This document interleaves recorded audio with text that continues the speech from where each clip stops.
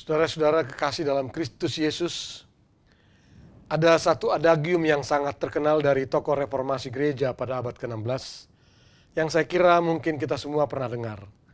Ecclesia Reformata Semper Reformanda Est. Pada intinya, adagium ini hendak mengingatkan kita sebagai gereja, agar dalam melaksanakan tugas untuk membaharui masyarakat, gereja juga harus senantiasa membaharui diri. Saudara-saudara, mengajak orang untuk berubah dan upaya membaharui masyarakat memang tidak mudah. Akan tetapi jauh lebih sulit lagi untuk membaharui diri. Kita ini memiliki kecenderungan untuk mempertahankan apa adanya kita, mempertahankan status quo. Membaharui diri itu acap kita anggap sebagai sebuah ancaman. Kita cenderung untuk bertahan, untuk tidak keluar dari zona nyaman kita. Kalau mau jujur pada diri sendiri, kita ini sebenarnya tidak ingin berubah. Ide besar untuk perubahan selalu dianggap penghinaan pada ide yang diyakini atau dilakoni selama ini. Kalaupun hendak berubah, ada sih kesediaan kita, tetapi selalu dengan syarat-syarat tertentu yang kita buat sendiri. Kurang lebih saudara-saudara itu jugalah yang sedang terjadi dengan jemaat mula-mula di Kolose, yang disapa oleh bacaan kita kali ini. Jemaat yang masih muda belia ini, rupa-rupanya sedang tertarik dengan pengajaran dari guru-guru yang mengajarkan sesuatu yang lain. Sesuatu yang banyak bergantung pada ajaran-ajaran mengenai hal-hal yang lahiriah. Termasuk yang masih membeda-bedakan kekristenan asal Yahudi dan kekristenan asal Yunani. Paulus menjelaskan dalam surat Kolose ini bahwa barang siapa berada dalam Kristus, ia adalah ciptaan baru. Terutama Kolose 3 ayat 10 yang menjadi tema persidangan kita ini. Dan sebagai ciptaan baru, haruslah meninggalkan segala sesuatu yang lama, yang secara garis besar dapat kita golongkan sebagai sengat kematian. Pada ayat 5-9 dari pasal 2 ini, pasal 3 ini, Paulus mendaftarkan itu semua. Percabulan, kenajisan, hawa nafsu, nafsu jahat, keserakahan, dan penyembahan berhala. Pada saat sama, Paulus juga mengajak untuk menanggalkan amarah, geram, kejahatan, fitnah, kata-kata kotor yang keluar dari mulut, dan saling mendustai. Dan dalam kaitan ini, Paulus menekankan bahwa sebagai manusia baru, kita harus terus-menerus diperbaharui untuk memperoleh pengetahuan yang benar menurut gambar Khaliknya. Kata terus-menerus ini mengandung proses yang berkelanjutan, tidak pernah berhenti. Allah senantiasa membaharui hidup kita secara kontinu hingga memperoleh pengetahuan yang benar menurut gambar Khaliknya. Saudara-saudara kita ini, saya dan saudara adalah gambar Allah, tidak kurang, tidak lebih, gambar Sang Khalik. Namun sangat dosa membuat gambar Allah dalam diri kita rusak. Dan kita bersyukur penebusan oleh Kristus melalui kebangkitannya yang baru kita rayakan melalui peristiwa Paskah, membaharui diri kita ke arah gambar Allah yang sempurna itu. Sayangnya saudara-saudara, kehidupan kita di dunia ini sering sekali menarik kita untuk berpaling kepada sengat kematian itu. Dan untuk itulah tema kita ini, seturut dengan ajakan Paulus, mengajak kita yang adalah ciptaan baru dalam penebusan Kristus untuk menyediakan diri secara terus-menerus dibaharui oleh Allah. Inilah juga yang menjadi impian kita sebagai gereja Protestan yang berlatar belakang reformasi.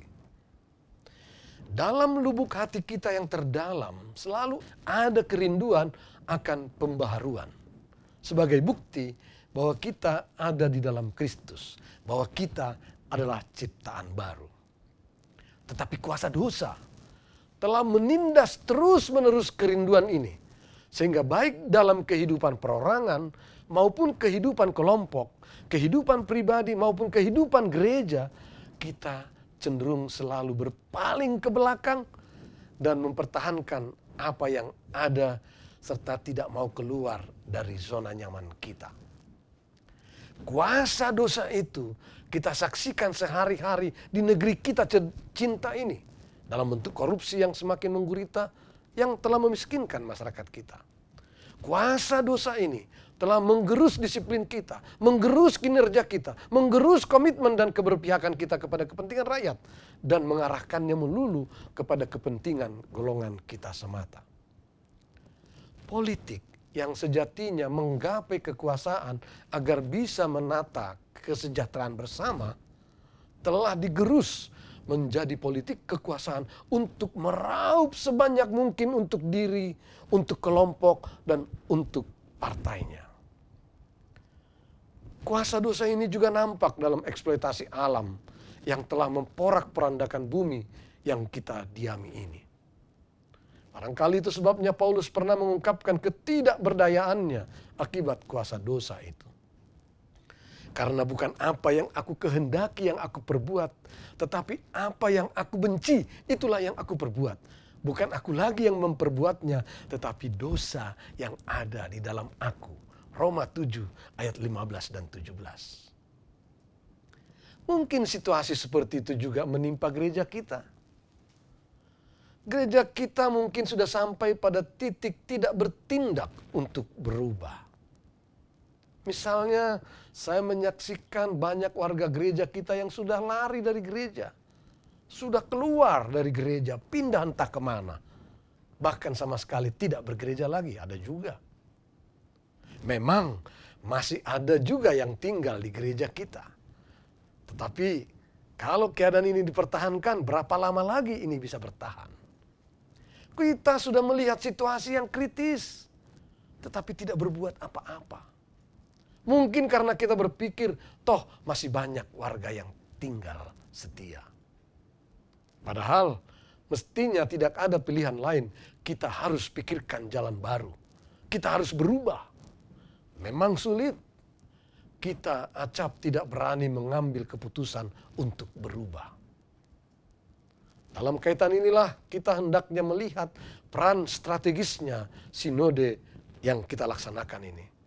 Peran strategis persidangan sinode ini di tengah perubahan zaman yang begitu cepat berubah dewasa ini.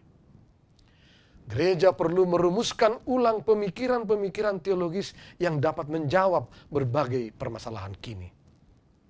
Tentu, pertama-tama gereja perlu menyimak realitas masyarakat kita. Dan untuk selanjutnya menanggapi realitas tersebut dalam terang firman Tuhan yang membaharui diri kita sendiri sebagai gereja. Itulah yang kita pahami dengan hidup berteologi atau yang biasa disebut berteologi dalam konteks. Dan inilah pergumulan rangkap kita sebagai gereja. Di satu sisi kita bergumul dengan iman dalam arti menghayati kebenaran dan anugerah di dalam Yesus Kristus yang terus-menerus membaharui kehidupan kita.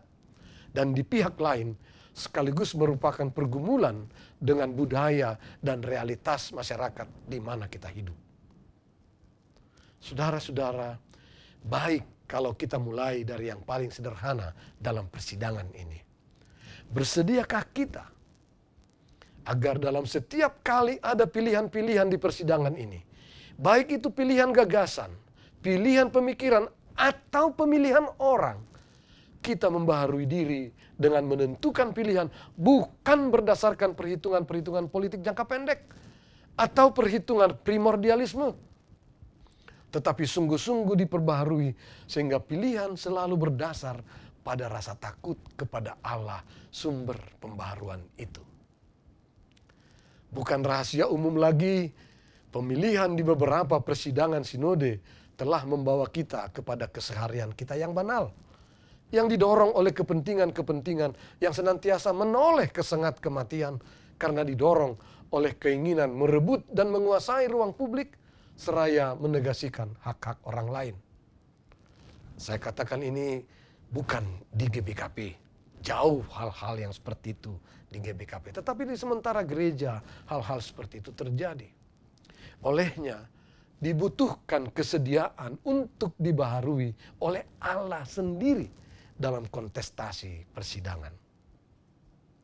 Tetapi sekali lagi, betapapun dalamnya kerinduan kita untuk keluar dari persoalan seperti ini, agar diri kita dibaharui, sejarah juga menunjukkan betapa sulit dan beratnya usaha pembaharuan diri itu. Dari diri kita sendiri, ternyata kita tidak pernah mampu membaharui diri secara terus-menerus. Hanya dengan menggantungkan kehidupan di bawah kuasa Allah, sumber pembaharuan itu, kita bisa sampai pada pengetahuan yang benar menurut gambar Allah. Sebagaimana ayat 10 tadi. Kehadiran Allah di dalam diri Yesus yang menjadi manusia telah membaharui kita. Sehingga dengan pembaharuan Allah itu membuka kemungkinan gereja kita membaharui masyarakat di mana kita berada. Saudara-saudara, saya ingin mengakhiri khotbah ini dengan kisah tentang telur burung. Tidak mungkin bagi telur burung untuk terbang, kecuali telur itu menetas dulu jadi anak burung. Bertumbuh, siap hadapi ganasnya alam, menjadi kuat, dan barulah terbang. Demikian pula kita, kalau ingin terbang, mengatasi tantangan, melawan badai kehidupan, kita harus mau dan siap menetas dulu, keluar dari zona nyaman, berubah pola pikir, bertumbuh, berjuang, siap hadapi segala tantangan. Percayalah, Tuhan telah berikan kemampuan untuk itu. Kalau tidak, seperti telur yang tidak menetas, telur itu akan mati dan menjadi telur busuk. Demikian pula setiap orang atau gereja yang tidak berani keluar dari zona nyamannya, tinggal menunggu waktu kehidupannya menjadi mati. Bahkan bisa mendatangkan kebusukan bagi sekitarnya. Saudara-saudara, kiranya Roh Kudus memimpin persidangan ini untuk memampukan kita sedia dibaharui oleh Allah. Tuhan memberkati kita semua. Amin.